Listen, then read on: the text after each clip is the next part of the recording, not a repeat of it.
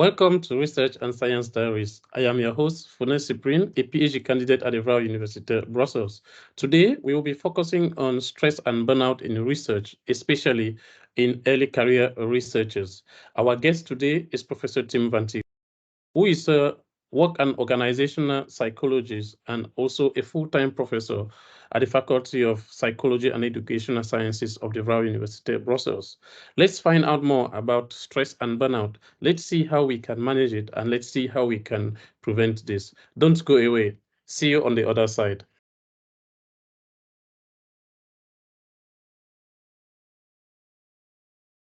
Welcome back. As I did mention, our guest today and expert today is Professor Tim Vantilborg, who is a professor and a researcher in psychology at the University, Brussels. Professor Vantilborg, thank you very much for joining us. We are happy to welcome you on Research and Science Diaries. Before we start, please tell our listeners a bit more about your background for things that I have not covered. Okay. First of all, thank you for having me. So in terms of my background, I'm actually a work and organizational psychologist. I studied psychology at the Vrije Universiteit Brussel, and graduated as a work and organizational psychologist there. Then did my PhD at the Vrije Universiteit Brussel as well. And actually never left. I'm still working there. I did after my PhD, my postdoc there, and then became professor. And so, yeah, I would say that I've been there now for more than 20 years already, all in total. Yeah, I would say that in terms of my research, I'm looking mostly at topics related to employee well-being and relationships between employees and employers. Yeah. So if you stayed for this long, let me say, into psychology, it means it's something that's so interesting to you. Can you tell us why did you decide to build a career in psychology? I would say that it's mainly because I'm interested in understanding human behavior. Why do people behave in a certain way? What triggers certain feelings, attitudes in people? And I think that if you study psychology, you're often interested in understanding other people and also understanding them from a desire to help them when they face difficulties, struggle with mental well-being, for example. And so I think that that's the key thing that motivated me to pursue this career and then become a psychologist in the first place. Yeah, I feel this because I see that you also have done a lot of research in terms of understanding human feelings and behaviors. You've done a lot of research also in terms of projects, in terms of papers published with regards to stress and burnout. Yeah. Why that interest into this? Because it's something that is interesting, but I also want to understand from your point of view, you are the expert, why this interest into stress and burnout? I think mainly because it's an issue that people struggle with on a day-to-day basis. If you look at um, the workplace these days, you see that a lot of people struggle with stress. Burnout is also an issue that um, is problematic for a lot of people in the workplace. And so I think that it's a very timely issue. Also, if you look at my field, work and organizational psychology, there is a lot of attention to understanding things like, okay, performance of employees or commitment of employees. How can we make sure that employees are performing at their top level? And of course, from an organizational perspective, I understand why that is relevant. Yeah. But from a human individual perspective, I think it's also really important to focus on well-being. Yeah. Okay, before we really dive into stress and burnout, can you define what is stress and what is burnout? And is there a difference between these two words? Yeah, so I would say that there is a difference. Stress is actually something quite natural. You experience stress as a reaction to stimuli in your environment or internal stimuli, stressors. So in and by itself, stress is not a bad thing. It is something that occurs naturally. So if you are in a threatening situation, like for example, you encounter, let's say, a dangerous animal in the wild, Yep. then you will experience stress. Your body is reacting to the situation. You are preparing a fight or flight The fight or response. flight, yes. Yeah, I mean that's normal. At work, of course, you also encounter stress. Imagine that you have to give a presentation for a large group Yeah. that might feel a bit uncomfortable, maybe even threatening. You will also have this similar experience, and so you will have your physical reaction, stress levels will peak as a result. That is not necessarily a bad thing. It will, for example, help you to focus your attention to one certain goal, like giving that presentation. So it can actually be, or stress can be a beneficial thing. Yeah. Stress becomes problematic when it's chronic. When you experience stress continuously on a day-to-day basis at the workplace, you're unable to recover, then your body is actually in a constant state of alert. And then it becomes problematic because it has negative consequences for your health. And actually, then it can be, or it can become a cause or a trigger of burnout. So burnout is actually, you could say, something that results from this chronic exposure to stress. So Um, it's kind of a late stage for stress. It gets into but you pointed something that I never looked at it that way. I've never understand that stress can actually have a positive aspect of it. mhm. Yeah, I It's very mean, interesting. often the distinction is made between distress and eustress. Distress is stress that is experienced as a negative thing, but eustress is actually a positive form of stress. And stress in and by itself does not need to be negative. But of course, I think these days, a lot of people, when they complain about stress, they're talking about the negative form of stress, right? It's Yeah, yeah. because they experience a lot of stressors at work, like a high workload, or they experience that collaborating with other colleagues or with their supervisor is stressful, and that's leading them to experience a negative um, type of stress, you could say. And if this situation is unresolved, if you are unable to cope with this stress and recover, then burnout can actually emerge. And indeed, burnout, you could say, is some sort of a late stage of stress, although I would say it's a different kind of thing, Okay. in a way, um, because it's also, I mean, it results from stress, but it's characterized not just by a high level of stress, it's characterized by other things as well, like feeling exhausted and um, having problems regulating your emotions and so forth. So it's more than just having a high levels of stress or even chronic stress. Yes. So let's stay on stress because in your 2017 project, which was titled Examining Stress Repair Mechanisms Due to the Breach of Psychological Contract, at the end of the project, they've derived a model that could be used in overcoming the breach in psychological contract. Um, let's start by what is psychological contract, and maybe you can expand it a bit more Mhm. about what was the model that you derived in overcoming Yeah. this.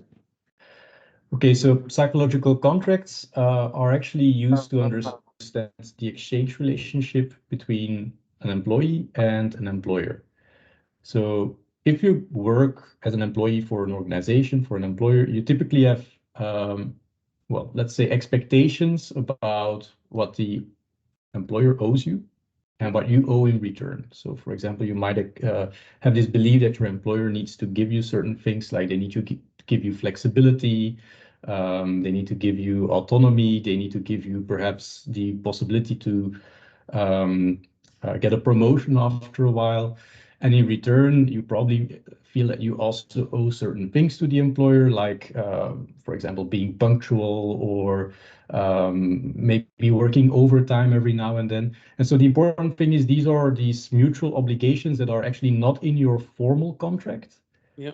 but they still exist. They're implicit, but they play a large role in how we actually react in this exchange relationship. Because one of the main things that is investigated in this type of research is what happens when people encounter what is called a psychological contract breach, which is a situation where you believe, okay, my organization owes me something like a promotion. I should Yeah. get a promotion after a couple of years. You see that your colleagues, for example, get this. And so let's imagine the situation where after a couple of years, you suddenly realize that you're not getting the promotion. So at that point, there's a breach. The obligation of the organization is not fulfilled. Yeah. And this typically leads to well, a lot of negative reactions, of course. People typically experience lots of negative emotions because of this. They are angry, frustrated. It's Performance. also a stressful event Performance because, starts dropping as well. sorry? I mean, performance at work start dropping as well. Yeah, so it's not just your emotion that change. People typically then also change their behavior, and indeed start to perform less, or they become less committed, or they might even quit their job. That's the extreme. Yeah. Um, and so in the project, we were mainly interested in, okay, what is this effect of psychological contract breach on stress? But also, how can we better understand this, and how can we look at recovery? Because, okay, people might experience stress after a psychological contract breach, Yeah. but what can organizations actually do to help people recover? Because in some cases, you cannot avoid a breach. If a company is facing, for example, financial cuts and they need to restructure, maybe some employees will Have to. experience psychological contract breaches. Yes. Uh, but then, of course, you as an organization should think, okay, what can I do to help my employees to cope with the situation? And so we looked at certain things like, for example, if you, as an organization, if a breach happens, can you as an organization react in a certain way? Can you give an explanation? What type of explanation would actually work best to help your employees? Do you need to explain the reason for a breach? Do you need to justify? Do you need to apologize for it? All these type of factors, we looked at them, and also if you react, and then do they need to do this quickly, or is it actually even um, is it actually not beneficial to react too quickly because it might signal to an employee that, well, they knew all along that something was going to happen. Look, they have it all prepared. So might actually trigger an even worse reaction. And then we also looked at, okay, certain characteristics of the individual, like, for example, their coping strategies that they use to see if certain coping strategies are better to actually deal with the situation. And so this was a project that one of my PhD students of the time worked on, and I would say that it led to some interesting findings. But the key conclusions are that, of course, you need to first of all, as an organization, react, And I think, which and I think it's quite important because sometimes when you know that your employer has your back, then or just acknowledging that I know that you are going through Mhm. this, even if you are not providing a solution, it has a lot of psychological balance. It has a lot of psychological effects. So yeah. Absolutely. And I think this is something that in practice, you see that a lot of organizations, maybe they think, you know what, if we don't react, it'll go away. It And goes. so they try to avoid the situation, but that's the worst thing that you can do. It's and we actually found that in terms of how you react as an organization, that doesn't matter that much. It's just reacting. That is the key thing. So whether you apologize or you try to explain the situation and justify the situation, that we didn't find big difference between those reactions in terms of how stress was affected. But there's a huge difference with just as an organization not reacting to the situation. Yeah. Okay. Yeah, I understand. Okay, like if the situation happens and the organization reacts, even if they just say, okay, I understand, but we are not doing anything, it makes no difference between not saying anything and saying this. But then it totally becomes something else when they say nothing. Yeah. Very complicated and interesting. Yeah, I think the main thing for organizations is to realize that it's better to acknowledge to your employees that something went wrong or that something didn't go as they might have expected, and to not to worry too much that acknowledging this will lead to worse reactions from employees. Employees will actually appreciate the fact that you are engaging in a conversation with them on problems that they experience. And if you don't do that, then they will start to think about potential reasons, and it typically leads to attributing problems to the organization itself, and thinking that you're well, let's say more negative reactions because you think that the organization does not have your best interests in mind, and that just makes the situation worse. Thank you very much, Professor Tim. This is so interesting because with an employer, sometimes you always feel like it's about the contract, it's about the money, but it's about the personal or emotional connection that actually keeps people within a given working environment. I would say I, for one, I do that. I don't know about other people, but personally, I like a personal connection with who I work with. Okay, let's go to recently you obtained a grant from FWO for a project to run until 2027. It's focused on developing and validating instruments to measure burnout from a dynamic network perspective. Could you tell us more about this project, or it's still something that you cannot talk about? I can talk a bit about it. I mean, it's still in an early phase. I Yeah. think we got the funding not more than a year ago. The key idea behind the project is that we want to try and reconceptualize burnout. I think that if you look at the literature, there is a lot of research on burnout. Most of those studies assume that burnout is some sort of, let's say, well, we call it the latent construct. It's some invisible thing that will cause certain indicators to be present in people, certain symptoms. And typically, researchers then use definitions of burnout from Maslow, for example, saying, there are three main characteristics or dimensions or symptoms, you could even call them, being exhaustion, some sort of mental distance or cynicism, and the feeling that you are no longer professionally efficacious, so that you feel that you're not doing well, working optimally, you could say. And the whole problem with the conceptualization is that well, it does not really match, I would say, the experience of people, but also it leads to certain problems in practice, such as how do you diagnose burnout? There's no real consensus about this. When you also look at how it's done in practice, you see that psychologists or physicians or people who have more of a background in psychiatry all have different perspectives on it, all do it in a different way. And there's no consensus on what are actually the symptoms. There's only these definitions that talk about broad dimensions, but not really about, okay, what are the real underlying symptoms? And so without that, it's really hard to come to a diagnosis.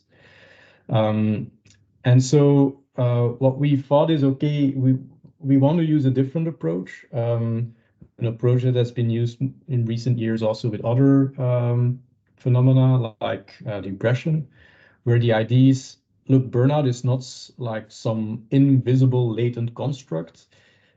It's actually something that you need to study from a dynamic systems perspective. You need to look at burnout as a system or a network of interacting symptoms. Yeah. So you have various symptoms, like, for example, you feel exhausted, you have problems concentrating, you have problems containing or regulating your emotions. You might have more physical problems that you experience, like experience headaches. You can have symptoms like, for example, having problems sleeping. But all these symptoms interact with each other. Meaning it's like looking at it as a syndrome. Yeah, it's seeing the syndrome as symptoms that actually interact with each other, and burnout emerges from the interaction of the Oh, symptoms itself. So burnout is yeah, then the yeah, state of having a network where these symptoms are very strongly connected to each other, meaning that they're actually causing each other. yeah. So, for example, let's say one of the symptoms is having trouble sleeping. Then the idea is, okay, if you have trouble sleeping, then the next day probably you will feel tired, Yes, exhausted, you will have yes, problems concentrating, and you will feel negative about yourself. And so these symptoms are related to each other, and often they form feedback loops and things like this. Because when you feel negative about yourself, you will have problems sleeping the next day as well, yeah. It's perhaps. kind of a chain of events. Yeah. And so burnout is really this state where the symptoms are so strongly connected to each other that you're stuck in an unhealthy burned out situation. You cannot get out of it easily because the symptoms are actually reinforcing each other the entire time. And that is a very different way of looking at burnout than what is typically done in research, where we simply say, okay, if a burnout is present, then you will report high exhaustion, high level of negative emotions, or problems concentrating, but the symptoms themselves are actually not unrelated to each other.